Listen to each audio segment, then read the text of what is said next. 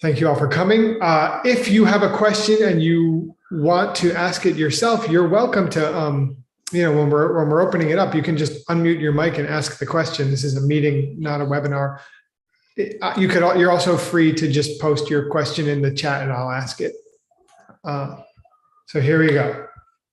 The first question is coming from Nikita. Yay. I haven't seen it yet. Let's see. Dear Geshe-la, thank you for this opportunity and as usual, a blessing of teaching. Can you please help to differentiate between Rangshin Nerik, Semni, Kekyor Kirik, which are different types of Buddha nature? There couldn't be three different. So can you please light it up? I didn't catch the third one, Nick. Yeah, it's Kekyor Kirik. Kekyor Kirik. I don't know that one either. Anyway, let's talk about it. Go ahead, Nick. No, that's it. Light it up. So I like to say, for me, there's four bodies of a Buddha, right? What are the two are physical and two are not physical. So the two physical ones are easy. Anybody give me one of them in this room? Huh? Yeah, the emanation body that you send to other places while you sit in your own Buddha paradise. In the Buddha paradise body. So those are the two physical bodies. We don't have them yet. We can't even actually conceive what it would look. We can't even conceive of infinite planets. We cannot. But you can experience it if you see emptiness directly, okay? Then there's the mental body, which knows it's a real Mr. Know-it-all. Okay, in an American English, that's a criticism. You act like you're Mr. Know-it-all, but there are people like that. Okay, and then there's the fourth body, which is the Jnana Dharmakaya, Yeshichuku, and that's divided into a knowledge of the way things are, and the emptiness of the Buddha. Okay, and it's the emptiness body which allows the other three a space to exist. If the Buddha didn't have their own emptiness, there wouldn't be any place to have the emanation body, the paradise body, and the mental body. They wouldn't have a place to be. There has to be an emptiness which allows them a place to be. And that's the fourth body of the Buddha. Now, what's the exciting thing? You already have... Our emptiness is the same? The emptiness of your body and the emptiness of your mind, it's not going to change when you get to enlightenment. So logically, you already have the fourth body. And in a way, the fact that you have that fourth body is the seed or the nature that allows you to become enlightened. And that is Rangshin Nerig in its highest interpretation. In its highest interpretation, Rangshin Nerig is the fact that if you take away your own seeds and perceptions, there is no body or mind, okay? But we didn't see that discussed in words text. They just wanted to ask, how many kinds of seeds are there? And they said two. And one is Gerik and one is Nerik. Say Gerik, Nerik. Yeah, and Gejung we had with Gejung we had in Stanley's text. Some things are karmic ripening, and some things are products of the elements. Meaning products of food, exercise, oxygen. Okay, they are temporary things. Okay, so in the mind-only school, your Buddha nature is divided in a similar way. Rangshin Ne, it has been there by nature naturally since forever. And then gerik. And we're going to see another word for that coming up.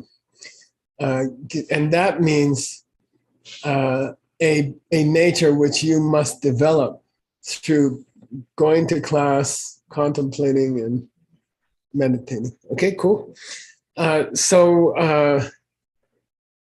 that if you want to say synonyms for the Buddha nature that you've already had, that you've always had, you can say Rangshen Nerik, the nature that stays within you. But you could also say Semni, the very nature of your mind, okay, which is half of Rangshen Nerik, okay, the emptiness of your mind, okay. So in that sense, Semni, the emptiness of your mind, and your Buddha nature are the same. Okay. Tathagata Garba, Deshin Shekbe, what is that? Deshin Shekbe. Rangshin or A word, you gotta look it up for me. That's another synonym for Rangshin Mir. Let me see. Tathagata. I'm gonna get the. Okay, here we go. It's called the Deshinship in Ningbo. Yeah. Yeah, it's called the essence of the Buddhas. And that's another name for your Buddha nature. Okay. Tathagata Garba. Okay. Garba can also mean womb. The womb of the Buddhas. Okay. Cool. And Nick, another question. So the main thing the sexy thing to remember is that part of you is already a Buddha. Okay. The most important part of you is already a Buddha. That's good. That's cool, right? And by the way, when the scriptures say you're already a Buddha, that's what they mean. Okay? Because if it meant something else, you wouldn't have to go to a dentist. Okay. Nick, next. Yes, sir. This question's from Elmira. Good. Dear Geshe-la, I thank you immensely for this amazing knowledge that you and the mixed nuts are passing on to us. My question, which of these precious writings in mixed nuts can be taken as a theoretical basis for defining the fundamentals and principles of the Mahayana Buddhist worldview philosophy? Is Arya Nagarjuna's most accurate work called the Mula Madhyamaka Karika? Yeah, I would say that we're working through a commentary by Choni Lama on Nagarjuna's most famous work called Wisdom. And I feel strongly that Nagarjuna was an Arya. And I feel strongly that Aryas have certain characteristics. I think they're fun. I think they're funny. I think they're having a good time. I think, and they're poetic, because you can't visit all the planets in the universe without getting a little poetic. And by the way, we're gonna do a program on poetry.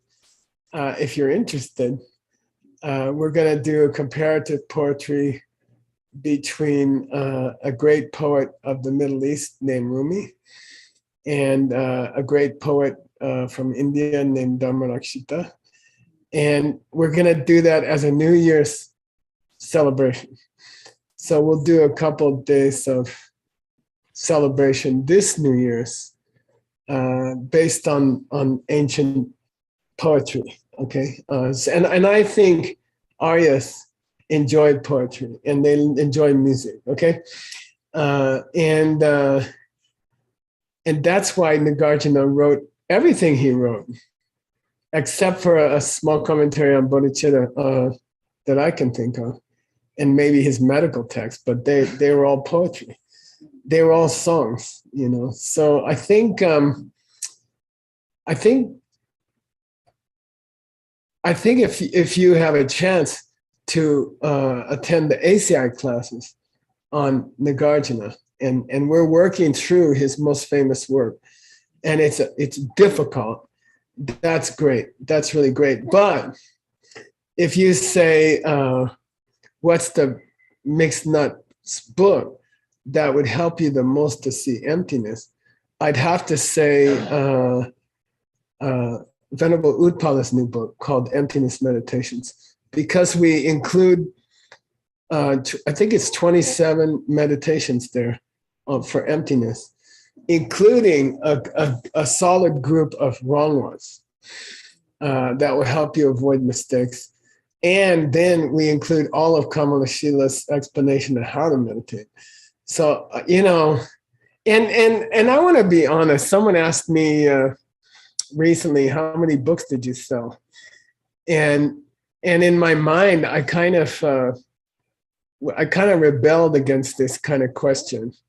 I'm like, we didn't sell almost any. You get 10 million, what do you call it? YouTube views, and you sell 2 million books about some romance or something.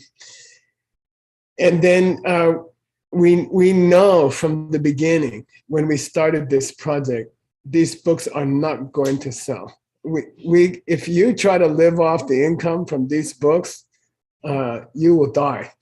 They won't sell. People they're not patient enough in the modern world, and they're not thinking enough. They're too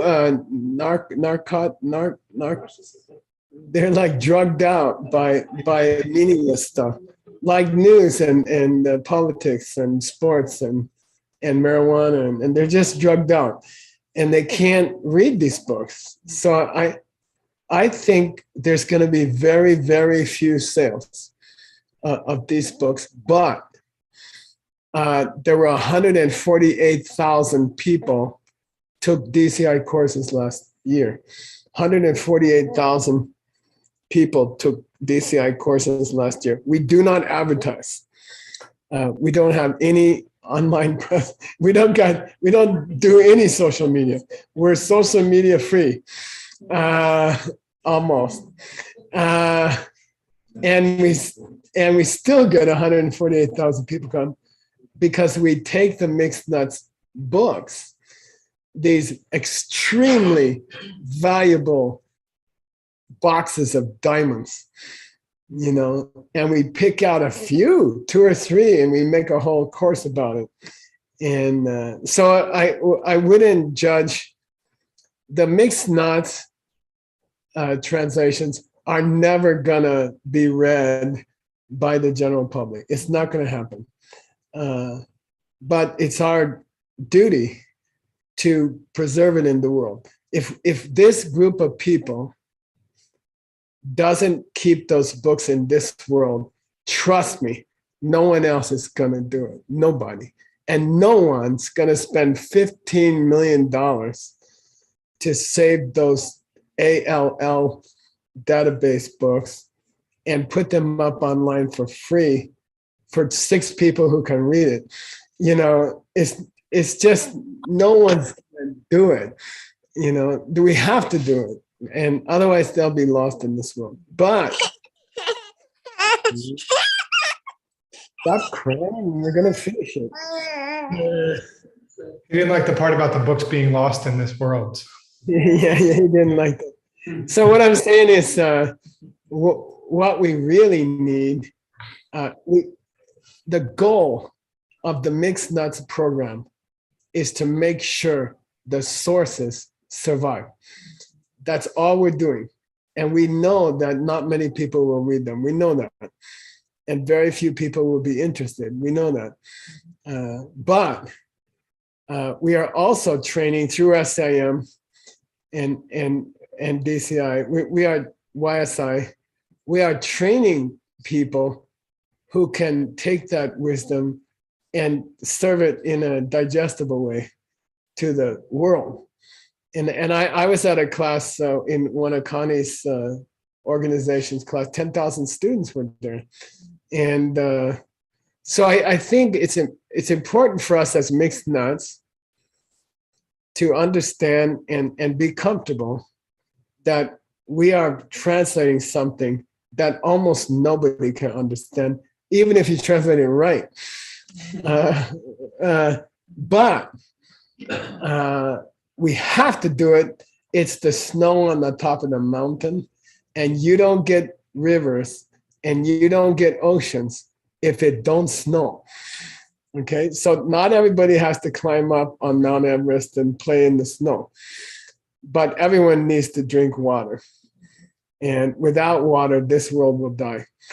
So we're the snow. The mixed nuts are the snow. And it's a lonely place up there, and I don't know. My friends and family, they come to see a class, they never come back. And I'm okay. That's not what we're here for. We're here to snow, and people need the rivers or they will die. So then ACI makes courses, and DCI makes courses, and YSI makes courses. That's all. But so don't ever feel that just because you're not on the bestseller list that you're not important. That the mixed nuts books are the most important books in this world. That's for sure. There's no book which is more important. And get used to it. No one's going to read your book. But they will come to the classes that you create based on those books. So we have to translate those books. Okay, that's my sales job, Nick. You got another question? Your mic's off, I think. Yeah, you're totally right. Okay. Thank you. We do need, we can't do it without you guys.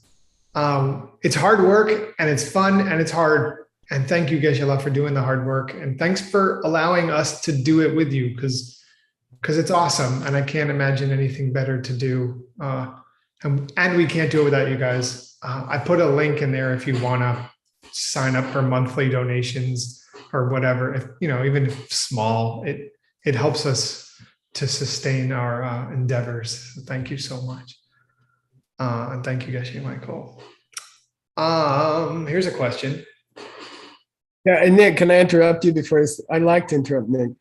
You're the person I interrupt most in the whole world, actually. I don't know why we have this relationship, but I want to say something else that it takes, let's be honest, it takes 15, 20 years to train a translator.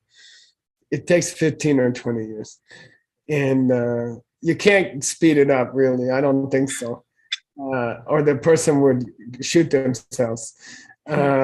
So what I wanted to say, and this comes from my heart, that I am extremely happy with the translators we have. The 12 translators we have, they are learning extremely well. I have never seen anyone, even in the monastery, in the Geshe course, I've never seen 12 people learn like that. They are really learning, and they are really mastering something that's one of the most difficult things in the world to master. And I don't praise people lightly. I hate bad translations. I hate bad writing. I rip it apart with no mercy. And I don't feel like I have to have mercy about it. But I have to admit that we have the best group of translators in the world, easily. And they are getting really, really good. And I'm really, really happy with them. I'm super happy. And I gotta say, wow, you mixed nuts translators, you are people I have never met. I've been looking for you for 69 years. And why'd you come so late? I don't know. Okay, Nick, next question. All right. Thank you. Thank you.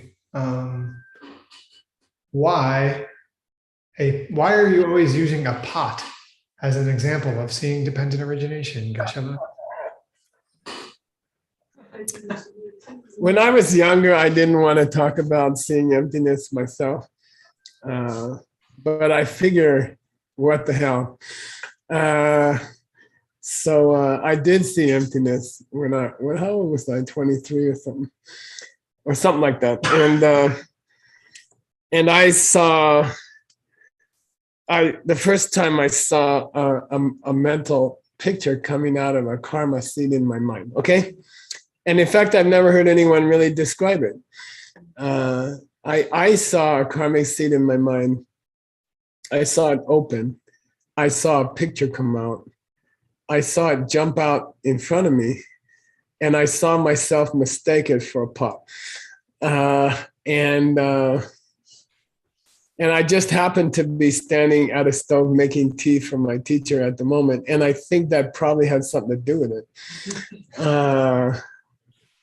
And yeah, so yeah, that's why I always talk about a pot, because that's the one I experienced myself. Yeah. Thank you, Geshe-la. Other kind of pot, okay? So thank you. Thank you for sharing this. This is a cool question too from Cameron. What advice do you have for someone trying to become a translator? That's the first question. Okay. Well, we charge extra for double questions, but okay. That's a great question.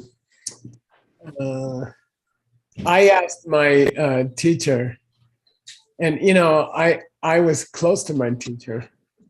I was lucky to live with my teacher for 25 years in the same house. And I have to say, I don't think there's any substitute for that. To live near your teacher, to be exposed to your teacher frequently, there's nothing more important than that. There's nothing more important than that. There's nothing more important than that. And then I guess what I asked my teacher, sometimes, how did I say it? I said, sometimes I forget my renunciation. I start, I forget the pain of the world. And what can I do? I asked him, what can I do to keep it in mind? Because sometimes I forget. And he laughed and he said, don't worry, Sansara will take care of that. Sansara will remind you every day. You don't have to worry about that at all. Sansara will take care of that. So what I mean to say is the earlier in your life that you can understand the obvious, everyone's dying. Everyone. The bombers in Ukraine are dying. The people who are getting bombed are dying. They're both dying at pretty much the same speed. Okay, everyone's dying. And if you just keep that kind of thing in mind, you will be a great translator, because the way to help them is to translate. Okay, the way to help those people is to give them the teaching that can free them from death. So I would say, if you what's the best way to become a good translator is keep in mind everyone's dying, and this is how you can help them. Okay, you can do something to help them. And I think if you just keep that simple fact in mind, when you go outside, you go to the store, you look on TV, or you look on the internet, you see all these powerful people, they're all dying at the same rate as everybody else. And they'll be gone and nobody will remember their name. You don't know how many kings' names we can't find in the dictionary. They ruled all of India for 100 years and we can't find their stupid names anymore. All these big guys, everyone's dying. So I think if you keep that in mind, and it will remind you of itself if you forget, you'll be a great translator. I don't worry about grammar, don't worry about pronunciation, don't worry about syntax. Observe what's really happening around you, which is death. and for God's sake, help people, do something. And translating is one of the best things you can do. If you love people, you will translate. Okay. All right, Nicholas. Thank you. That was a really, I love that answer. That was so cool on so many Thank levels. you. You're welcome. Thank you for being here. We need a new generation, huh? There's a gap between the kids we're having and the people having the kids. We got to fit that slot. Our kids are still small. This looks like a cool question from Laya. The Buddha could see the methods taught by the future innovators. So in the Buddha's time, why didn't the Buddha choose to teach with the methods of the innovators, such as the story of the pen? That's a great question. Yeah.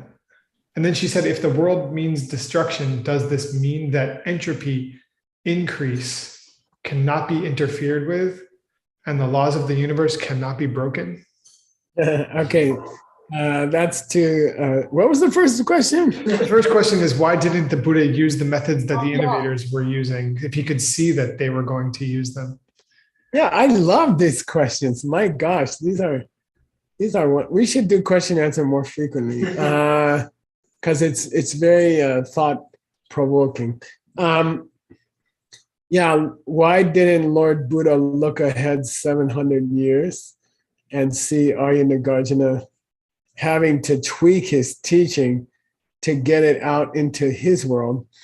And then why didn't he look ahead 850 years to watch a Sangha tweaking the teaching again to make it popular in his world?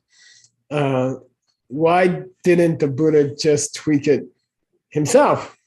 Well, I guess I'd say that didn't, when the Buddha was here directly, he tweaked it perfectly for his audience. And then the audience changed and the Buddha was gone. And so somebody else had to tweak it to fit the new audience. When we study Chang'e, the art of interpretation, we'll see the ground rules for tweaking. You can tweak and destroy the Buddhist teachings, over tweaking, or dumb tweaking, uninformed tweaking. But then again, me and Seiji were spending today. We had a long meeting. Like we're thinking to reduce the DCI classes to 20 minutes because of the drop in people's ability to focus. We'll do the same. We'll do 60 minutes per hour, but we'll break it into 3 20-minute, things, just because people's capacity is dropping every day. What do they call it? There's a joke about it. Huh? No, there's some joke about it. It's called ducks quacking or chicken mind. Yeah, chickens can keep their mind on something for about 10 seconds, and then they think of something else. If you watch a chicken, you'll know. And they say that humanity is quickly approaching chicken mind. So you can focus for about 12. We're gonna have to reduce stage. We're gonna have to go from 20 minutes to 12 seconds and 10 seconds. I don't know. So anyway, what was the question? Well, we were talking about how to tweak the teachings. Yeah, and so I mean, innovators tweak, and from a Diamond Way point of view, they are the Buddha. When you do your Geshe degree, you don't get to take a Geshe exam without passing another exam. They reduced the field to, I think, 12 people after about 20 years. They cut everybody except 12 people. I started with 60. And then those 12, they cut 8 before the final. Okay, so to get to to get to the Geshe exams, you get a topic from Tim's book. You are assigned a topic from Tim's book, and the topic I was assigned it's called Chamba. Is Maitreya Buddha or not? Is Maitreya Buddha or not? And the result of the debate, the decision of the debate, is that it's a bad question. He is a Buddha, and he is a Bodhisattva. He is a non-Buddha, and he is a Buddha. It just depends on what teaching you're in. If you're in the tantric teachings, he's certainly already a Buddha. If you're in the open teachings, he's the coming Buddha, and he's a Bodhisattva. By the way, I repeat, and I hope you remember, he's much closer than you can imagine. Okay, the fourth Buddha coming to this world is. I don't like to do mystic things. You don't really do mystic things, but I will do one mystic thing. He's very close, so you should be happy. All right,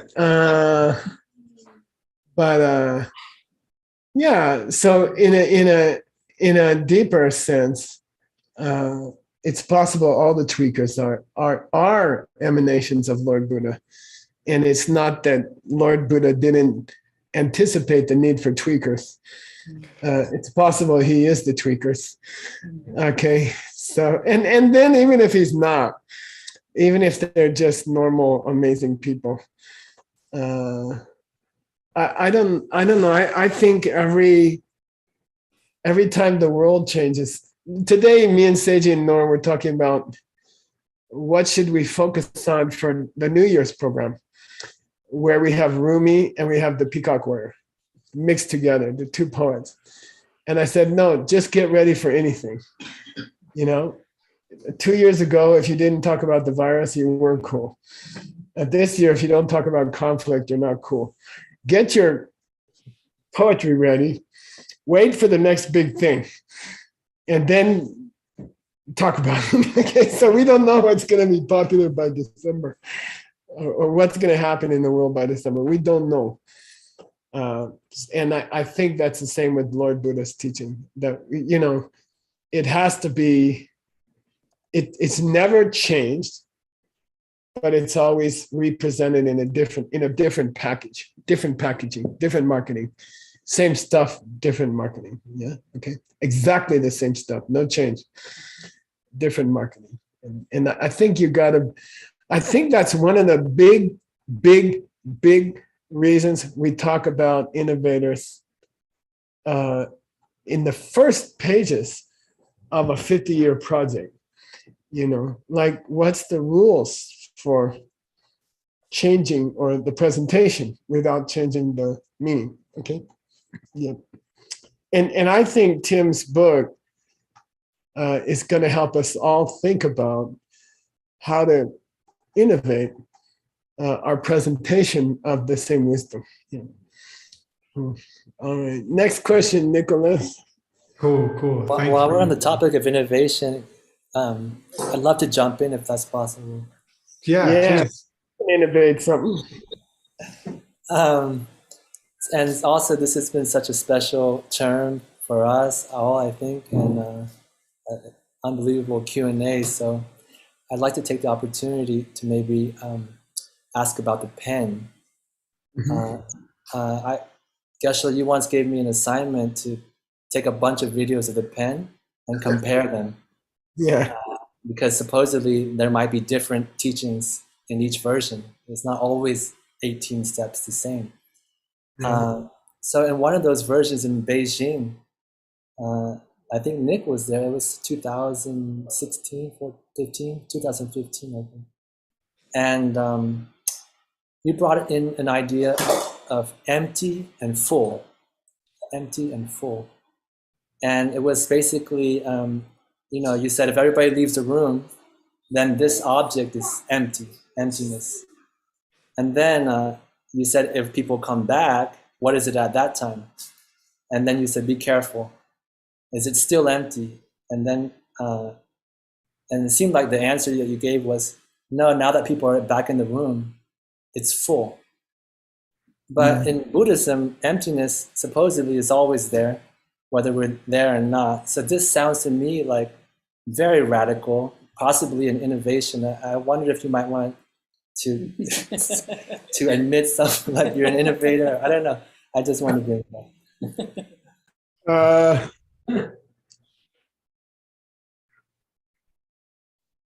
I don't know. I think it goes to Gibson's book.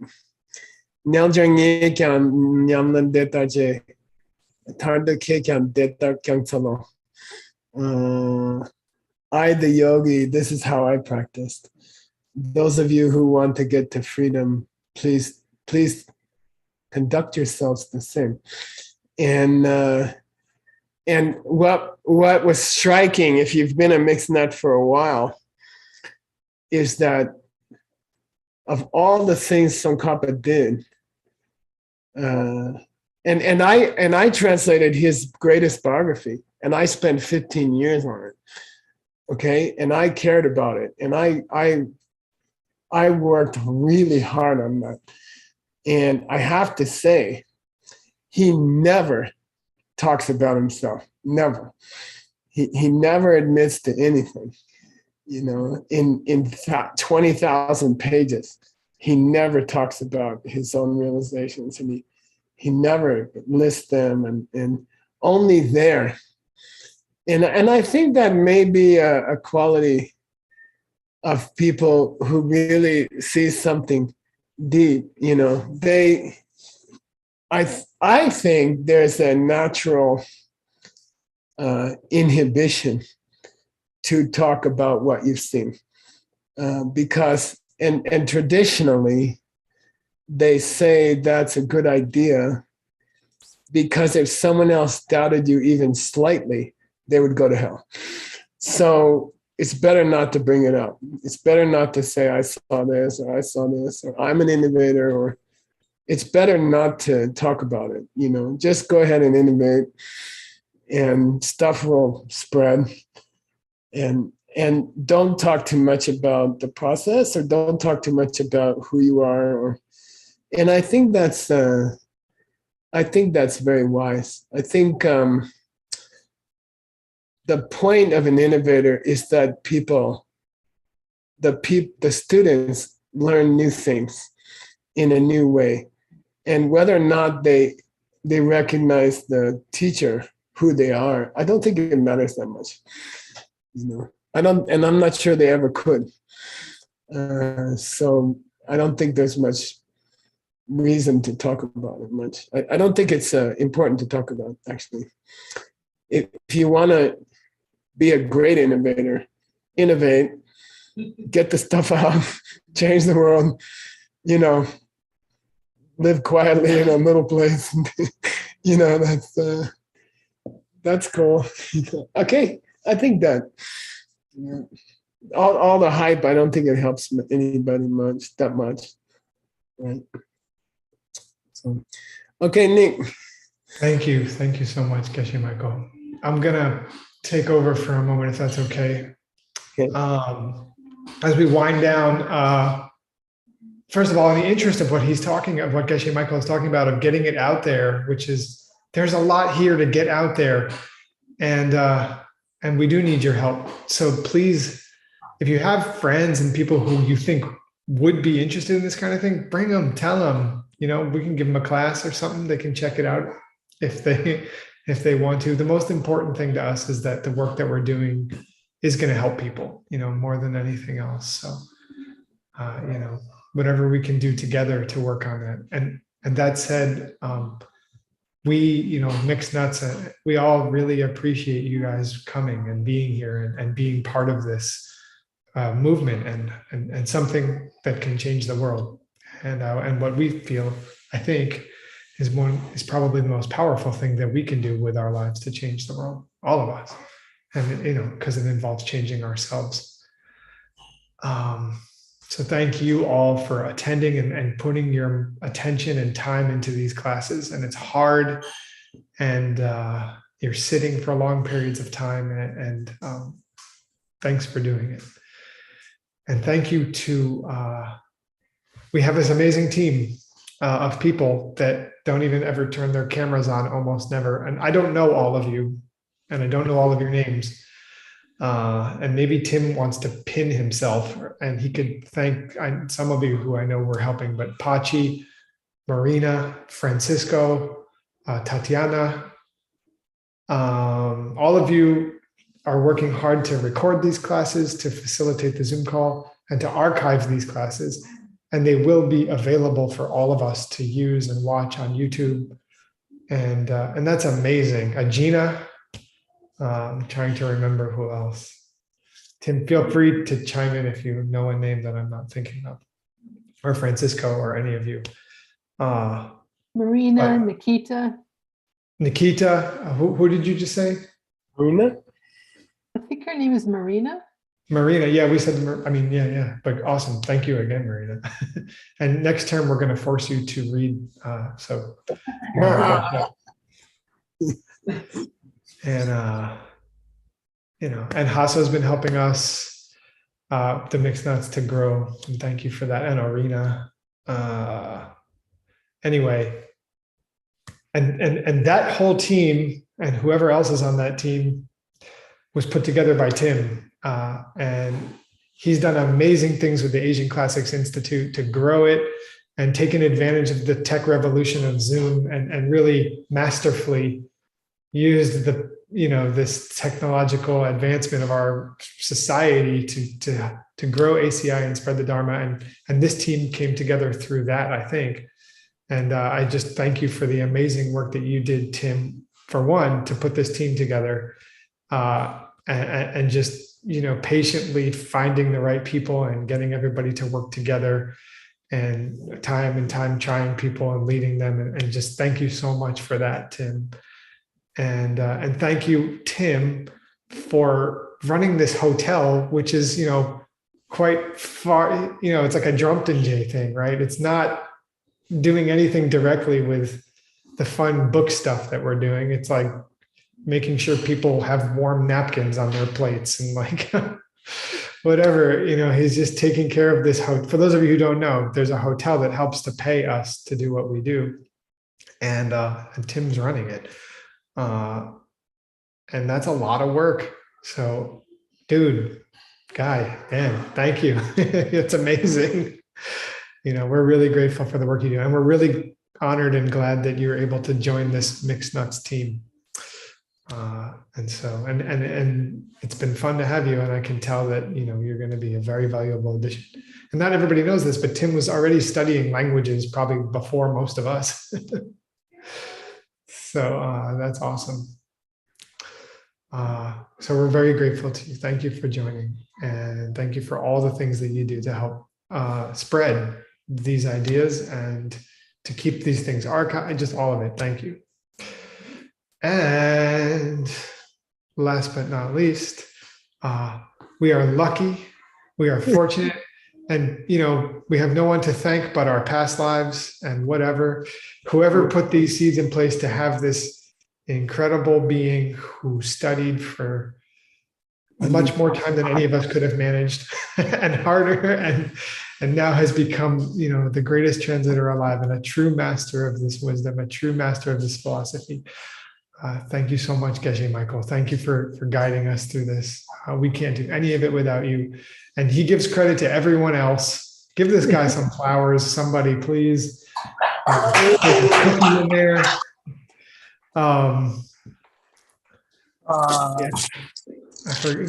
He gives credit to all these other people, but Geshe Michael started ACIP. He started ALL. He started the Diamond Cutter Classics. He started the Asian Classics Institute. He started all of these, Sedona College. Every organization that has a bunch of initials with an institute and a diamond in the same title, he did it. And he can try to blame it on somebody else, but it's all this stuff is spreading at the source because of him. So thank you for creating all of this. And it's truly a powerful force. That's a tidal wave. Thank you for letting us be part of it. I think we're truly honored to to get to do this, and just getting to do it is thanks enough, I think, for me. And I feel like I barely, can manage to keep the privilege, but please keep teaching us. I will. Please guiding us through this. So, And I'd like to, there's a few people who are paying most of the bills and supporting all of us. And one of the reasons we didn't do mixed nuts earlier in my life, and I started the plan for mixed nuts when I was 23. Yeah, how long? About 50 years ago. But I couldn't get the money. I couldn't find support. I couldn't get enough support. And we have enough support. And especially there's one or two people who are really, really helping. And I'm really, really grateful. And I have a bad habit. My wife tells me I don't thank people enough, but we have some amazing people helping us. And if we didn't have that, I would waste most of my time fundraising. And we are so blessed to have great sponsors. Especially one great sponsor, and I'm really grateful for them. One more suggestion, Nick, and I said this before, but this year, the Diamond Cutter Press people made a big breakthrough, and they created ebooks of the Mixed Nuts translations. And I can tell you myself, who Seiji knows, I don't know anything about how to run a computer or anything. I don't know anything. That's why I use a pen. And I got into the Diamond Cutter Press website, and I discovered that when you buy a book, it says, "What's your email?" And I put in my friend's email, and I paid for the book, and I pushed the button, and they called me in 2 minutes, and they said, "Oh my God, thank you for this beautiful book," And I was like, wow, that was easy. Even I figured it out. And so buy the book. In the email block, write somebody else's email. And send them a book. Come on, the money it's less than Geshe-la spends in 1 hour of bets against Word. And you can send 10 or 20 books to your friends. I think it's so cool. And I just want to thank the Diamond Cutter Press. We got Venerable Jigme here. We got Rosa. We got Katie. And I just want to thank the press. And Udpala, who checks all the books. Yeah. And Gina, who just finished 300 illustrations. Unbelievable. And we're so grateful to you. And we can translate all day, but if nobody puts the book out, it doesn't matter.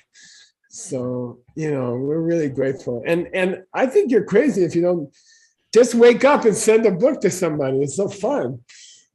Send a book to your mother so she knows why you're not home all the time. Stuff like that. Okay, Nicholas, anything else? No, I think you got to rest, and all of us have to rest, so have a good break. Yeah. And enjoy some pizza and whatever other yummy things they have for you over there. One more thing.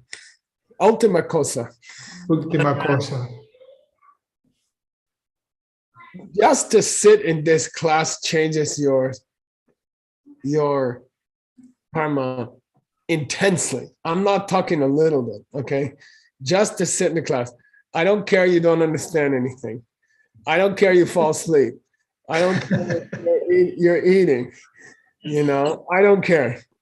Just to listen to these classes, it has an effect on your mind that will last for thousands of years. Okay, you don't disappear when you die. When your body dies, you don't disappear, you go on. And just sitting in these classes and hearing these words, even if you don't understand half of it, and that's the same with me, it will change the course of your life forever. And you will have a happier life, much more successful life, financially successful life. And you will have an extraordinary future. Just God dang, just sit in the class, just listen.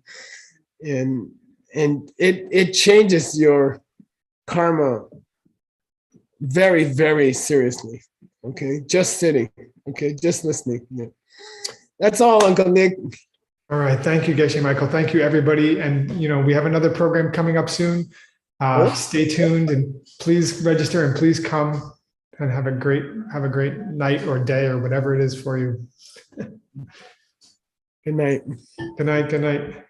Thank you. Thank you. Thank you. Thank you. Thank you. Thank you. Please stay. Thank you. Please stay. We did not, but it's too. Very much, Krishna. Thank you very much.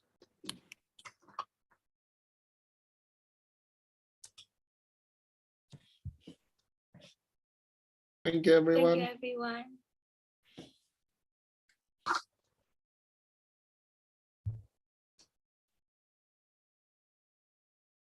Thank you, angels.